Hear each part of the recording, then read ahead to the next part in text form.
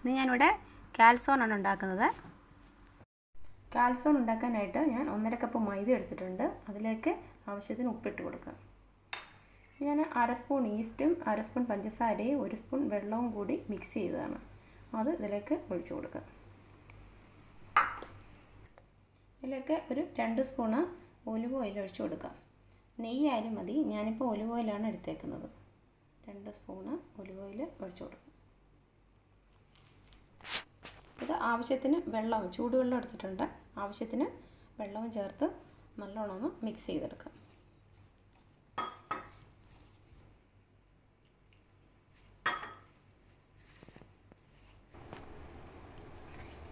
ഇതൊന്ന് നല്ലതായിട്ട് കുഴച്ചെടുത്തിട്ടുണ്ട്.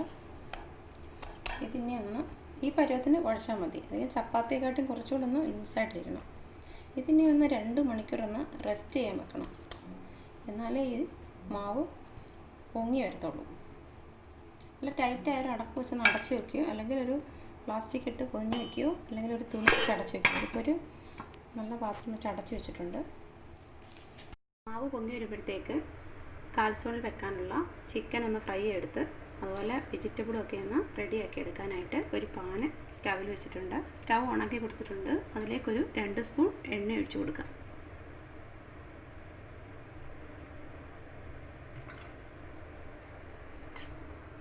ഇതിലേക്ക് കുറച്ച് എല്ലില്ലാത്ത ചിക്കൻ എടുത്ത് ചെറുതായിട്ട് അരിഞ്ഞു വെച്ച് അതിൽ അല്പം കുരുമുളക് പൊടിയും ആവശ്യത്തിന് ഉപ്പും അല്പം മഞ്ഞളും കൂടെ ചേർത്താണ് ഇതൊന്ന് ഇട്ട് കൊടുക്കാം.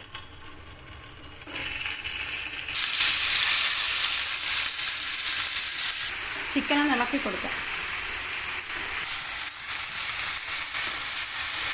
ഇതിലേക്ക് 1 സ്പൂൺ ഇഞ്ചി ചെറുതായിട്ട് അരിഞ്ഞത് ഇട്ട് കൊടുക്കാം. അതുപോലെ 1 സ്പൂൺ വെളുത്തുള്ളി ചെറുതായിട്ട് അരിഞ്ഞത് ഇട്ട് കൊടുക്കാം. ഇതിൻ്റെ പേസ്റ്റ് ഇട്ടാലും മതി. ഞാനിപ്പം ചെറുതായിട്ട് അരിഞ്ഞെടുത്തതാണ്. ഒരു പച്ചമുളക് ചെറുതായിട്ട് അരിഞ്ഞത് ഇട്ട് കൊടുക്കാം. അത് സവാള, ഒരു ചെറിയ പീസ് സവാള അരിഞ്ഞതുണ്ട്, അതുകൂടെ ഒന്ന് ഇട്ട് കൊടുക്കാം.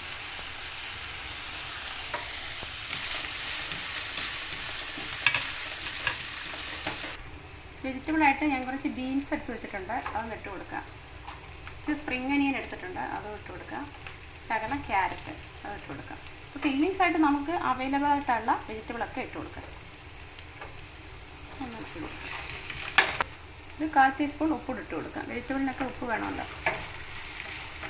ചിലപ്പോൾ എരിക്കായിട്ട് കുരുമുളക് പൊടി ഇട്ടിട്ടുണ്ട്. ഒരു ശകലം എരിവിന് വേണ്ടിയിട്ട് ചില്ലി ഫ്ലേക്സ് അല്ലെങ്കിൽ ഒരു ശകലം മുളക് പൊടി ഇട്ട് കൊടുക്കാം. ഫില്ലിങ് റെഡി ആയിട്ടുണ്ട്. ഗ്യാസ് ഓഫാക്കാം. 2 മണിക്കൂർ കഴിഞ്ഞിട്ടുണ്ട്. മാവ് ഇവിടെ നല്ലോണം പൊങ്ങി വന്നിട്ടുണ്ട്.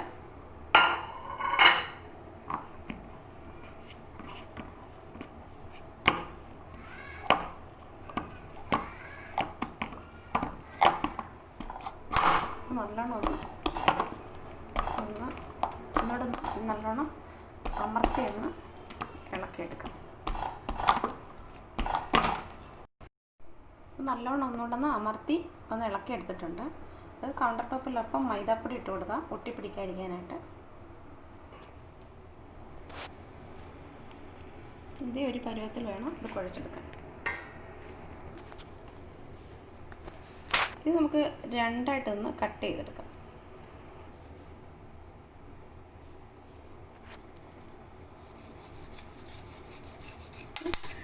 സെയിം പാർട്ടായിട്ട് കട്ട് ചെയ്തെടുത്തിട്ടുണ്ട്. ഇതിലൊരു ഭാഗം ഒന്ന് പരത്തിയെടുക്കാം. ഇത് ഒട്ടാതിരിക്കാൻ വേണ്ടിയിട്ട് മൈദാപ്പൊടി ഇട്ട് കൊടുത്താൽ മതി. അത് നമ്മൾ ഒന്ന് ഉള്ളോട്ട് ഇങ്ങനെ ഒന്ന് മടക്കിയെടുത്ത് ഈ ഒരു ഷേപ്പിലാക്കിയതിന് ശേഷം ഒന്ന് പരത്തിയെടുക്കാം.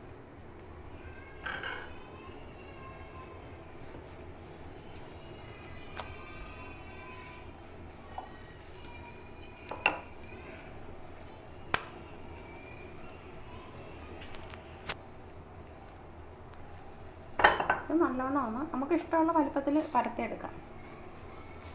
നല്ല സാമാന്യം ഒരു വലുപ്പമുള്ളതാണ് നല്ലത്. ഇതിപ്പോൾ ഇത്രയും വലുപ്പത്തിൽ പരത്തിയെടുത്തിട്ടുണ്ട്. ഇത് ഞാനിപ്പോൾ ഓവനകത്തല്ല വെക്കുന്നത്, ഒരു പാനിലാണ് വെക്കുന്നത്. അതിനായിട്ട് ഈ പാനിൽ ഒരല്പം ഓയിൽ ഒഴിച്ച് കൊടുക്കുക. പാനിൽ ഓയിൽ തേച്ചിട്ടുണ്ട്. ഇനി നമുക്കിത് അതിലേക്ക് വെച്ച് കൊടുക്കാം. ഇതിലേക്ക് ഒരു സൈഡിൽ അല്പം കെച്ചപ്പ് ചേർത്ത് കൊടുക്കാം. കെച്ചപ്പ് അല്ലെങ്കിൽ പിസ്സ സോസ് ആയാലും മതി. ഇനി അല്പം മൊസറല്ല ഇട്ട് കൊടുക്കാം. ചീസായാലും മതി. ഞാനിപ്പോൾ മൊസറല്ലയാണ് എടുത്തിട്ടുള്ളത്. ഇനി നമ്മുടെ ഫില്ലിങ് ചിക്കനും വെജിറ്റബിളും കൂടി വേവിച്ചെടുത്തത് ഇട്ട് കൊടുക്കാം. ഇനി അല്പം മൊസറല്ല കൂടി ഒന്ന് ഇട്ട് കൊടുക്കാം. ഇനി ഇത് നമുക്കിത് മടക്കിയെടുക്കാം. മടക്കി ഇവിടെ മുട്ട വെച്ച് വേണമെങ്കിൽ ഒട്ടിക്കാം, അല്ലാതെ തന്നെ ഇത് ഒട്ടിക്കുള്ളൂ. ഞാനിപ്പോൾ അല്ലാതെ ഒട്ടിക്കുകയാണ്. ഇത് പാനകത്ത് വെക്കുമ്പോൾ മുട്ട തേച്ചാൽ പെട്ടെന്ന് ചിലപ്പോൾ ഒന്ന് കരിഞ്ഞു പോകും. ഓവനകത്താക്കിയാൽ മുട്ട തേച്ചാൽ ഇതിൻ്റെ മുകളിലിങ്ങനെ മുട്ടയുടെ ഒരു കോട്ടിങ് കൊടുക്കാമെങ്കിൽ ഒരു പ്രത്യേക കളറ് കിട്ടും. പക്ഷേ ഫ്രൈ പാനകത്ത് വെക്കുമ്പോൾ കളറ് കിട്ടും, പക്ഷേ ചിലപ്പോൾ കരിയാൻ ചാൻസ് ഉണ്ട്. അതുകൊണ്ട് ഞാൻ മുട്ട തേക്കുന്നില്ല. ഇതല്ലാതെ തന്നെ മാവ് ഒട്ടിക്കോളും. ഇങ്ങനെ ഒട്ടിച്ച് കൊടുക്കാം. ഇനി നമുക്കൊരു ഡിസൈൻ വേണ്ടിയിട്ട് ഈ ഫോർക്ക് വെച്ച് ഇങ്ങനെ ഒന്ന് ആക്കി കൊടുക്കാം. അതിന് നേരെ ഒട്ടിയിരിക്കുകയും ചെയ്യും, അതുപോലെ ഒരു ഡിസൈൻ കിട്ടുകയും ചെയ്യും.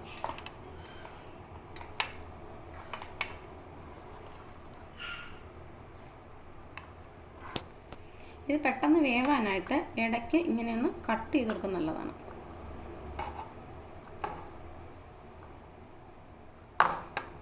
കട്ട് ചെയ്തില്ലെങ്കിലും വെന്തോളും, എന്നാലും നല്ലോണം വേവാനായിട്ട് ഇടയ്ക്ക് ഇങ്ങനെയൊന്ന് വരഞ്ഞു കൊടുക്കുന്നത് നല്ലതാണ്. ഇത്രയേ ഉള്ളൂ. ഇനി ആദ്യം ഒരു 2 മിനിറ്റ് ഒന്ന് മീഡിയം ഫ്ലെയിമിലിട്ടിട്ട് ലോ ഫ്ലെയിമിലിട്ട് ഒരു 10 മിനിറ്റ് ആകുമ്പോഴേ ഒരു സൈഡ് തിരിച്ചിടാം. ഇതിപ്പം സ്റ്റൗ ഓണാക്കിയിട്ടുണ്ട്. ആദ്യം 2 മിനിറ്റ് ഒരു മീഡിയം ഫ്ലെയിമിലിട്ടിട്ട് പിന്നെ ലോ ഫ്ലെയിമിലിട്ടാൽ മതി. ഇതൊന്ന് അടച്ച് വെക്കാം. ഇതിപ്പോൾ 2 മിനിറ്റ് ആയിട്ടുണ്ട്. ഇനി ഫ്ലെയിം ലോ ആക്കി കൊടുക്കാം. ഇനി 10 മിനിറ്റ് ആകുമ്പോഴേക്കും ഇത് ഒരു വശം വേവും. അപ്പോഴേ തിരിച്ചിട്ട് കൊടുക്കാം. അടുത്ത പീസ് ഞാനൊന്ന് ചെറുതായിട്ട് പരത്തിയെടുത്തത്. ഒരു ചെറിയ പാനാണ്, അതുകൊണ്ട് ചെറുതായിട്ട് പരത്തിയെടുക്കുകയാണ്. അതിലും അതുപോലെ തന്നെ ആദ്യം കെച്ചപ്പ് പുരട്ടി കൊടുക്കുക. മറ്റേതുപോലെ തന്നെ ഫില്ലിങ് ചെയ്തെടുക്കാവുന്നതാണ്. ഇതിപ്പോൾ ഒരു സൈഡ് വെന്തിട്ടുണ്ട്. ഞാനത് തിരിച്ചിട്ട് കൊടുത്തിട്ടുണ്ട്. ഇനി ഒന്ന് അടച്ച് വെച്ച് വീണ്ടും മറ്റേ സൈഡും കൂടെ വേവിച്ചെടുക്കുക. അപ്പോൾ അതിന് മുന്നേ ഇവിടെ അല്പം ഓയിലൊന്ന് പുരട്ടി കൊടുക്കുക. ഒരല്പം ഓയിൽ പുരട്ടിയിട്ട് ഇത് തിരിച്ചിട്ട് കൊടുക്കാം. മരം അടിക്കൊന്നും പിടിക്കത്തില്ല. ഇനി തിരിച്ചിട്ട് കൊടുക്കാം. ഈ വശത്ത് കൂടി ഒരല്പം ഓയിൽ വരട്ടാം. ഇത് കരിയാതിരിക്കാൻ വേണ്ടിയിട്ട് വരട്ടും. ഓവനകത്താണെങ്കിൽ ഇതിൻ്റെ ഒന്നും ആവശ്യമില്ല. ഇനി ഇതിന് അടച്ചു വെച്ച് കൊടുക്കാം. ഇത് അടച്ചു വെച്ച് കൊടുത്തിട്ടുണ്ട്. ലോ ഫ്ലെയിമിൽ കിടന്ന് വേവട്ടെ. ബാക്കിയുള്ള മാവും ഇതുപോലെ ഫില്ല് ചെയ്ത് ഒരു ചെറിയ പാനകത്ത് വെച്ചിട്ടുണ്ട്. ഇതും അതുപോലെ വേവിച്ചെടുക്കാം. ഇത് തിരിച്ചിട്ടിട്ടുണ്ട്. 2 വശവും വെന്തിട്ടുണ്ട്.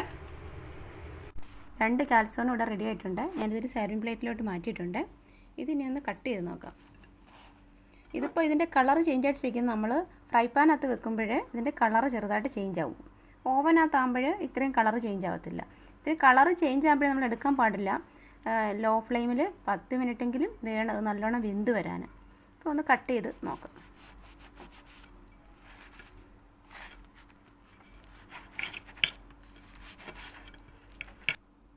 ഇതൊന്ന് കട്ട് ചെയ്തെടുത്തിട്ടുണ്ട്. അപ്പോൾ ഇതിനകത്തിരിക്കുന്നതെല്ലാം നല്ല വെന്ത് നല്ല റെഡി ആയിട്ട് വന്നിട്ടുണ്ട്. അപ്പോൾ ഇതുകൂടി ഒന്ന് കട്ട് ചെയ്തെടുക്കാം.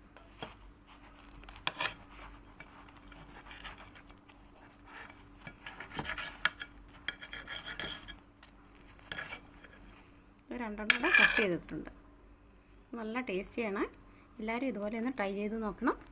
ഈ റെസിപ്പി ഇഷ്ടമായെങ്കിൽ ഈ ചാനൽ സബ്സ്ക്രൈബ് ചെയ്യാത്തവർ സബ്സ്ക്രൈബ് ചെയ്ത് പ്രോത്സാഹിപ്പിക്കുക.